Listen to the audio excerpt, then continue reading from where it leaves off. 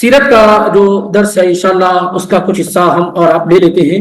پچھلے دنوں میں تقریباً یہ بات مکمل ہو چکی ہے کہ جو لوگ شہید ہوئے اور جو عظیم شہداء ہیں ان کا ذکر بھی ہوا، اور پچھلے ہفتے میں حمزہ بن عبد المطلب رضی اللہ تعالی عنہ کا ذکر ہوا۔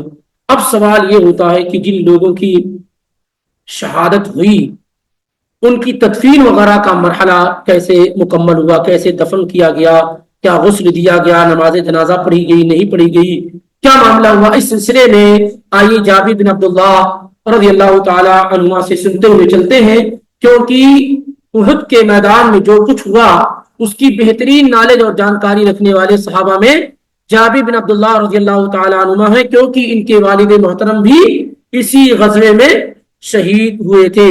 کہتے ہیں کہ جو لوگ احد کے میدان میں شہید ہو گئے ان کو لوگوں نے اٹھایا، ہر آدمی اپنے اپنے قریبی لوگوں کے جنازے کو، میت کو اٹھا کر کے لے جانے لگا کہ عام مسلمانوں کے قبرستان میں دفن کر دیا جائے گا۔ فنادى منادی رسول اللہ صلی اللہ علیہ وسلم، تو اللہ کے رسول صلی اللہ علیہ وسلم کی جانب سے یہ اعلان کیا گیا، اور اعلان کرنے والے نے کہا کہ ان ردوا القتل الى مضاجعها، جو لوگ اللہ کی راہ میں شہید کیے گئے ہیں ان کو ان کی جگہ پہ لوٹا دو، جہاں ان کی شہادت ہوئی ہے ان کے باڈی کو، ان کے جسم کو وہیں پر لوٹا دو۔ یعنی جو لوگ لے کر چلے گئے تھے سب کو یہ حکم دیا گیا کہ وہ باڈی اور جسم کو لا کر کے وہیں رکھ دیں جہاں سے انہوں نے اٹھایا ہے۔ اور دوسری روایت میں یہ ہے کہ کننا حملنا القتل یوم احد، ہم نے شہداء کو اٹھایا تاکہ انہیں دفن کریں، تو اللہ کے نبی علیہ الصلوۃ والسلام نے یہ حکم دیا کہ نہیں، جہاں سے تم لوگوں نے اٹھایا ہے ان کو وہیں رکھاؤ، کیونکہ وہیں ان کی تدفین کی جانی ہے۔ اسی طریقے سے ہشام بن عامر رضی اللہ تعالیٰ عنہ کہتے ہیں کہ صحابہ نے اللہ کے نبی علیہ الصلوۃ والسلام سے احد کے دن یہ شکایت کی کہ ہم زخموں سے چور ہیں، تو کیف تأمرنا بقتلانا، ہم خود تھکے ہوئے زخموں سے چور ہیں، آپ ہمارے شہداء کے بارے میں، جو لوگ شہید کیے گئے ان کے بارے میں کیا حکم دیتے ہیں؟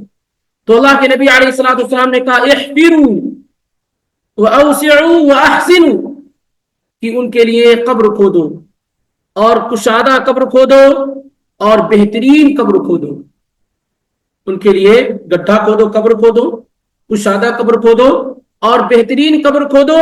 وَدْفِنُوا فِي الْقَبْرِ الْإِثْنَيْنِ وَالثَّلَاثَةِ، اور ایک قبر میں دو یا تین لوگوں کو دفن کر دو۔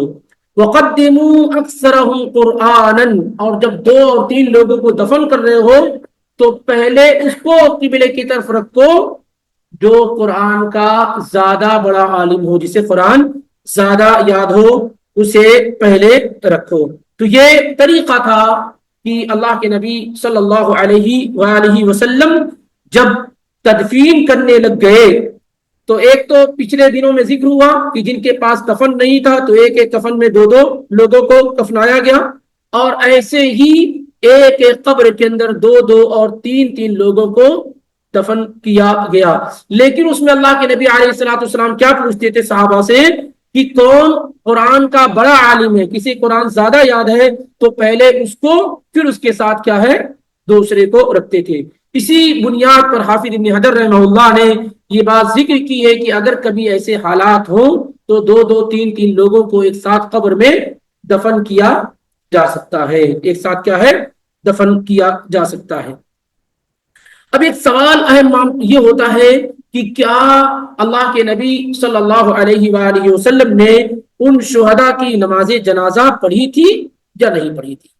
کیا اللہ کے نبی صلی اللہ علیہ وسلم نے شہداء کی نماز جنازہ پڑھی تھی یا نہیں پڑھی تھی، یا شہداء کی نماز جنازہ پڑھی جائے گی یا نہیں پڑھی جائے گی؟ اصل تو یہ ہے، جیسا کہ صحیح بخاری وغیرہ کے اندر موجود ہے کہ جابر بن عبداللہ رضی اللہ تعالیٰ عنہ کہتے ہیں کہ اللہ کے نبی علیہ الصلوۃ والسلام ایک کپڑے میں 2 3 صحابہ کو اکٹھا اور جمع کر رہے تھے، اور اس کے بعد جب لحد کے اندر داخل کر رہے تھے قبر کے اندر تو آپ پوچھتے تھے کہ یہ دونوں تینوں لوگوں میں کون زیادہ قرآن کا بڑا عالم ہے. فَإِذَا أُشِيرَ لَهُ إِلَىٰ أَحَدٍ قَدَّمَهُ فِي اللَّحْدِ، جب اشارہ کر دیا جاتا یہ آدمی زیادہ قرآن کا بڑا عالم ہے تو پہلے اس کی تدفین کرتے، پہلے اس کو، اس کے بعد والے کو. پھر اس کے بعد اللہ کے نبی صلی اللہ علیہ وسلم یہ کہتے انا شہید علی هؤلاء یوم القیامہ، میں ان تمام لوگوں پر قیامت کے دن کیا ہے گواہ رہوں گا کہ اے اللہ یہ تیرے خاطر انہوں نے اپنی جان کو قربان کیا ہے.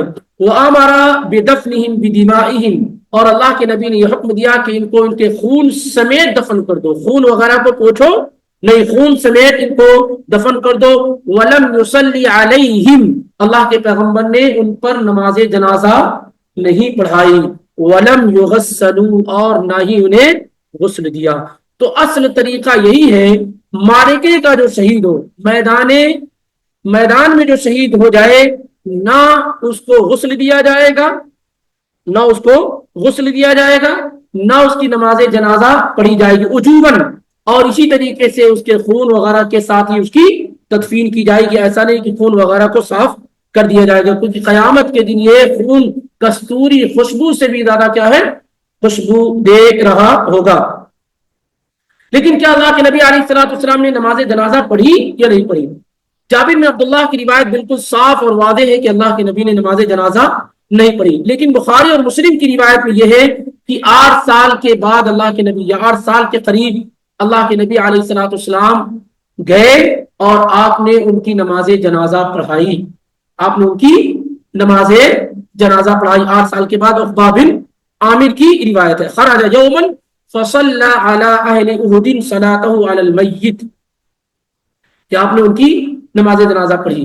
اب اس میں علماء کا اختلاف ہوا ہے کہ یہ واقعی جنازہ کی نماز تھی یا صرف آپ نے ان کے لیے بخشش اور مغفرت کی دعا کی تھی.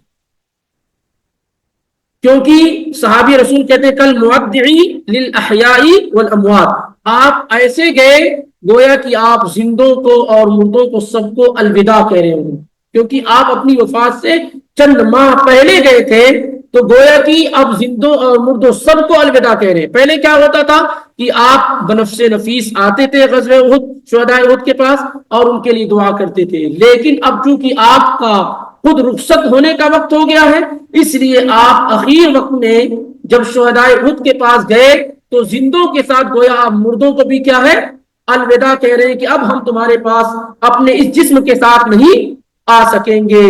لیکن سوال پھر بھی یہی ہے کہ کیا آپ نے نماز جنازہ پڑھی تھی یا دعا کی تھی؟ امام شافعی وغیرہ کی رائے یہ ہے کہ آپ صلی اللہ علیہ وسلم نے جنازے کی نماز نہیں پڑھی تھی بلکہ ان کے لیے دعا کی تھی. جبکہ دیگر علماء کی رائے یہ ہے کہ شہداء کی نماز جنازہ پڑھنا واجب اور ضروری نہیں ہے. جیسے کسی بھی انسان کی وفات ہو جائے تو جنازے کی نماز کیا ہے، واجب اور ضروری ہے. لیکن شہداء جو میدان میں شہید ہو جائے ان کی نماز جنازہ واجب اور ضروری نہیں ہے، لیکن پڑھی جا سکتی ہے. جائز ہے کہ ان کی نماز جنازہ پڑھی جا سکتی ہے، اور یہی درست اور صحیح بات ہے. 2 قسم کے لوگ ایسے ہیں جن کی نماز جنازہ پڑھی جائے گی لیکن واجب اور ضروری نہیں. ایک وہ بچے جو بلوغت سے پہلے فوت ہو جائیں، جیسے کوئی 7 سال کا بچہ 6 سال کا بچہ ہے، فوت ہو گیا، بغیر نماز جنازہ کے آپ اس کو دفن کر سکتے، کوئی گناہ نہیں ہوگا. لیکن اگر کوئی بالغ بچہ ہے تو نماز جنازہ پڑھنا واجب اور ضروری ہے. اگر نہیں پڑھا گیا تو سارے کے سارے لوگ کیا ہے، گنہگار ہوں گے. تو نابالغ بچے اور جو میدان میں شہید ہو گئے ہیں ان کی نماز جنازہ پڑھنا یہ واجب اور ضروری نہیں ہے، لیکن مستحب ہے پڑھنا. اگر پڑھا جائے تو یہ بہتر ہے. تو یہی سلسلے میں درست اور صحیح بات ہے. جب تمام لوگوں کی تدفین سے اللہ کے نبی صلی اللہ علیہ وسلم فارغ ہو گئے، رفاع بن رافع الزرقی رضی اللہ تعالیٰ عنہ کہتے ہیں تو آپ صلی اللہ علیہ وسلم نے صحابہ سے کہا کہ اپنی صفوں کو درست کر لو، استو برابر کھڑے ہو جاؤ، حتی اسنی علی ربی، یہاں تک کہ میں اپنے رب کی تعریف کروں، پاکی بیان کروں. فصاروا خلفه صفوفا، تو صحابہ آپ کے پیچھے سب بندی کے ساتھ کھڑے ہو گئے. پھر اللہ کے نبی علیہ الصلوۃ والسلام نے یہ دعا کہ اللہم لک الحمد کلہ، اے اللہ ہر قسم کی حمد کس کے لیے ہے، تیرے لیے ہے. اللہم لا قابض لما بسطت، اے اللہ جسے تو کشادگی کر دے اس پر کوئی تنگی کرنے والا نہیں ہے، ولا باسط لما قبضت، اور جس پر تو تنگی کر دے اسے کوئی کشادگی دینے والا نہیں، ولا ہادی لما اضللت، جسے تو گمراہ کر دے اسے کوئی ہدایت دینے والا نہیں، ولا مضل لمن ہدیت، اور جسے تو ہدایت دے دے اسے کوئی گمراہ کرنے والا نہیں، ولا معطی لما منعت، اور جسے تو روک دے اسے کوئی دینے والا نہیں ہے، ولا مانع لما اعطیت، اور جسے تو دے دے اسے کوئی روکنے والا نہیں ہے، ولا مقرب لما باعدت، جسے تو دور کر دے اسے کوئی قریب کرنے والا نہیں ہے، ولا مباعد لما قربت، اور جسے تو قریب کر لے اسے کوئی دور کرنے والا نہیں ہے۔ اللہم بسط علینا من برکاتک ورحمتک وفضلک ورزقک، اے اللہ ہمارے اوپر اپنی برکتوں کے، رحمتوں کے، فضل کے اور رزق کے دروازوں کو کھول دے، کشادہ کر دے۔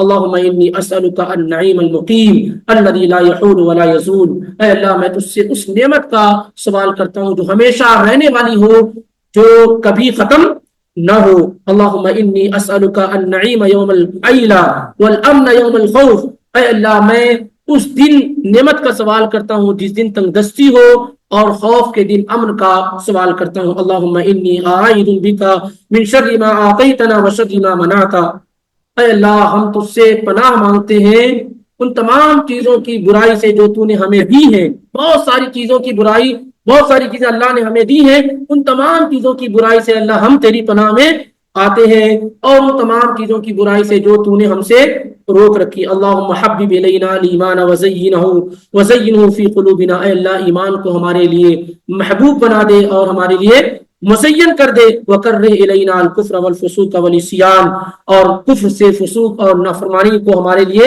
مکروہ بنا دے، ناپسندیدہ بنا دے۔ وجعلنا من الراشدین، اے اللہ ہمیں ہدایت یافتہ لوگوں میں بنا دے۔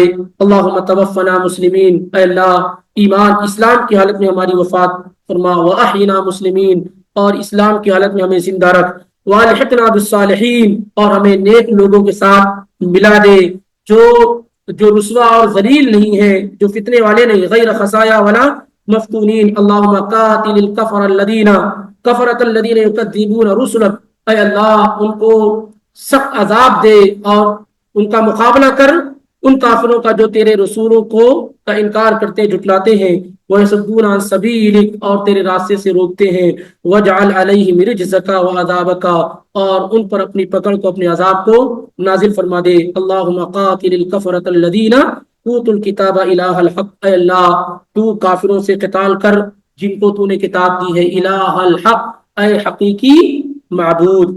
یہ مسند احمد میں اور حدیث کی دیگر کتابوں میں موجود ہے۔ یہ دعا اللہ کے نبی صلی اللہ علیہ وآلہ وسلم نے ان کے لیے کی ہے، اور اس سلسلے میں کئی باتیں بھی موجود ہیں جو آج ہی مکمل کرنی تھی، لیکن ایک اور درس میں شرکت کرنی ہے، اسی لیے آج کا یہ درس اسی پر روکا جاتا ہے، اور انشاءاللہ آئندہ ہفتے میں باقی باتیں آپ کے سامنے مکمل کی جائیں گی۔ اللہ رب العالمین ہمیں اور آپ کو اپنے نیک اور صالح بندوں میں شامل فرمائے۔ اللہ ہمیں اپنی رضا کے اعمال کرنے کی توفیق عطا فرمائے، اور اپنے ناراضگی والے اعمال سے اللہ رب العالمین بچا لے۔ اللہ ہمیں ایمان اور اسلام کی حالت میں زندہ رکھے، اور اسی حالت میں ہمارا اور آپ کا خاتمہ فرمائے، آمین۔ اقول قولی ھذا واستغفر اللہ لی ولکم ولسائر المسلمین فاستغفروہ انہ هو الغفور الرحیم۔ سبحانک اللہم وبحمدک، اشہد ان لا الہ الا انت، استغفرک واتوب الیک۔ السلام علیکم ورحمۃ اللہ وبرکاتہ۔